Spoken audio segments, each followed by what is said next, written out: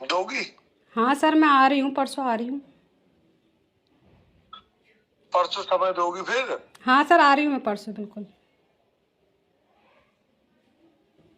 मैं क्या कह रहा हूँ नेता, सुनो मेरी जी जी बात। जी।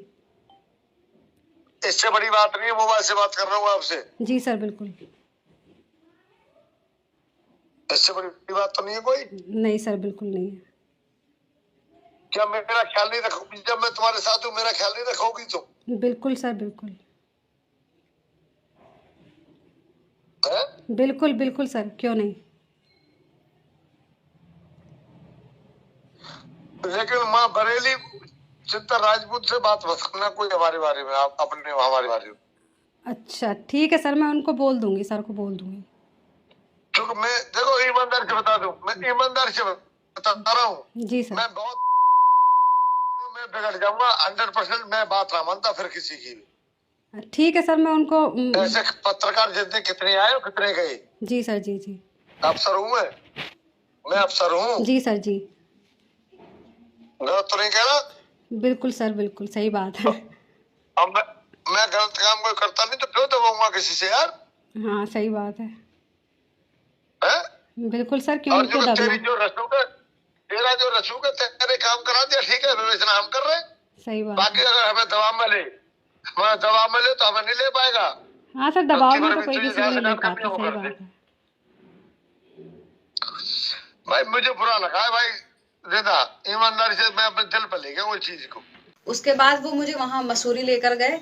मसूरी में इन्वेस्टिगेशन के लिए जिस होटल में हम रुके थे वहाँ पर उन्होंने इन्वेस्टिगेशन की, तो वहाँ रजिस्टर जो एंट्री थी वो एंट्री उन्होंने देखी, एंट्री उसमें थी तो उन्होंने उसकी फोटो कॉपी कराई। उसके जो वहाँ का मैनेजर था जो वहाँ पर था उसके साइन करा के उन्होंने उस पर उसकी मोहर लगवा करके वो वहाँ से सारे प्रूफ ले लिए कि यहाँ पे ठीक है रुके थे।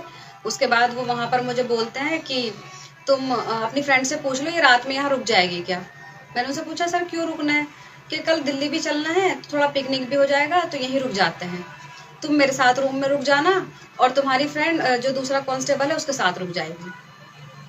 तो मैंने उनको बोला सर मैं अगर ऐसी लड़की होती तो मैं केस ही नहीं करती। जब उन्होंने ये चीज सुनी तो कहने लगे फिर कल दिल्ली भी चलना है ना तो आज तो रुकना ही पड़ेगा इधर कहीं, तो फिर किसी फ्रेंड का इंतजाम करा के दो, किसी को बुला के दो। तो मैंने उनसे वहां मना कर दिया। उसके बाद वो वहां मसूरी से देहरादून आए। देहरादून में दिलाराम चौक पे मेरी फ्रेंड उतर गई, उसका घर वहीं था, वहीं रह रही थी वो। उसके बाद वो घंटा घर रुके चाय पीने के लिए। तो जो महिला कांस्टेबल थी और जो एक और कांस्टेबल थे सुजीत तोमर करके, हम चाय पीने के लिए घंटा घर में जो टी पॉइंट है वहां पर बैठे। और जो दरोगा थे उन्होंने गाड़ी में बैठ के ड्रिंक की, वो बॉटल लेके आए हुए थे अपनी। वो ड्रिंक करने के बाद वो वापस गाड़ी से उतरे, फिर वापस मुझे हाथ मेरे बार बार कंधे पे हाथ रख रहे थे, बार बार टच कर रहे थे, एक साइड में लेके गए। तो बोलने लगे मेरे हाथ में केस है और जो मेन धारा है 376 और 313 ये तो मैं हटा ही दूंगा, या तो तुम ऐसा करो या तो अपनी किसी फ्रेंड को लेकर आओ और या फिर दिल्ली में तो तुम्हें इंतजाम करना ही पड़ेगा, और या फिर तुम्हें मेरे अगर फ्रेंड नहीं लाओगी तो जब मैं तुम्हें बुलाऊंगा जब तुम्हें मेरे पास आना पड़ेगा। सर क्यों आना पड़ेगा, कि इतना तो हम तुम्हें करना ही पड़ेगा, हम तुम्हारी इतनी वो कर रहे हैं, इतने ध्यान तुम्हारा रख रहे हैं, तुम्हें भी तो हमारा ध्यान रखना पड़ेगा। और बाकी धाराएं वाराएं तो फिर वो सब मेरे ही हाथ में, बाकी कुछ होगा नहीं।